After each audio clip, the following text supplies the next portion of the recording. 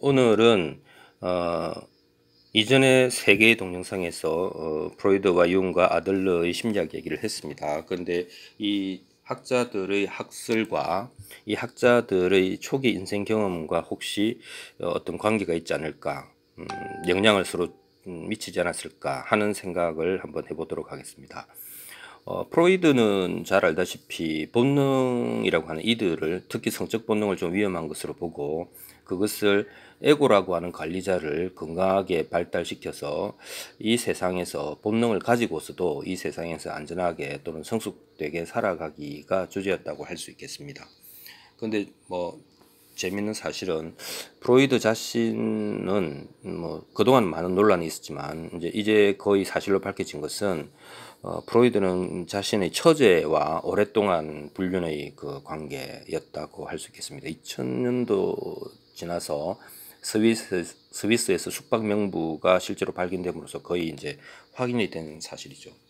그래서 이 프로이드는 평생 성적인 본능에 대해서 스스로도 뭔가 이걸 잘 다스리거나 해결하려고 했던 거 아닌가 하는 생각을 하게 됩니다.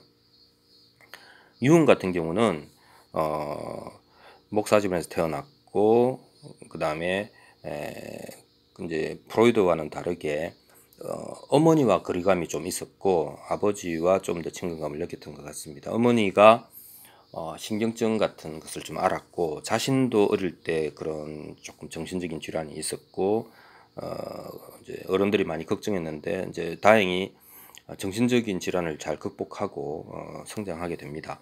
그러나 또한 40대 때 정신적인 위기를 맞게 되죠. 그러니까 융의 이슈는 성욕이 아니고 정신적인 문제, 그리고 이제 이 목사 집안이라든지 이런 데서 보이는 것처럼 이게 어떻게 보면 겉으로 보이는 모습과 실제로 그 사람들만 있을 때 나누는 이야기가 다를 수도 있기 때문에 이제 그 융의 그 아르케 속에 페르소나라고 하는 게 있지 않습니까? 그러니까 이게 이제 그 가면을 쓴다는 얘기죠. 역할을 연기한다는 얘기죠.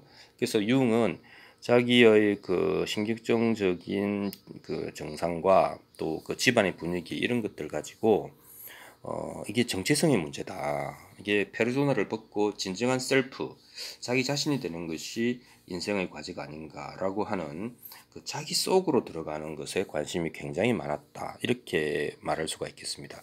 이렇게 연결되지 않을까 싶습니다. 아들러는 또 다릅니다. 아들러는 어렸을 때부터 병약했어요. 그리고 실제로 동생은 이제 죽기도 했고 본인도 의사로부터 살기가 어렵다 이런 얘기를 듣기도 했고 또 학업을 건강 때문에 중단하기도 했고 어쨌든 보통 사람이 아니요 보통 이하였죠. 그래서 자연스럽게 아들러에게는 성욕도 아니고 정체성도 아니고 열등감이 가장 큰 문제였던 것 같습니다. 그래서 아들러는 언젠가는 한번 사회의 일원으로서 사회에 끼어서 제 역할을 하면서 살아가고 싶다라는 생각을 했을지도 모르죠. 그래서 열등감과 우울감의 성취를 위한 투쟁, 그것을 성숙이고 그리고 그 성숙은 반드시 사회에 기여하고 인정받음으로써 성취된다. 그래서 아들러는 세상 속으로 이렇게 말을 할 수가 있겠습니다. 이렇게 보면 학자들은 어쩌면 학설이라고는 하지만 결국은 자기 이야기를 했던 것인지도 모르겠습니다. 어떤 아이디어나 프레임이나 이론이라고 하는 것은 하늘에서 떨어지는 것은 아니죠. 그러나 이 세 사람은 그것을 잘 승화시키고 잘 다듬고 해서 보편화시켜서 완성도를 높였다는데 그 가치가 드높다고 하겠습니다.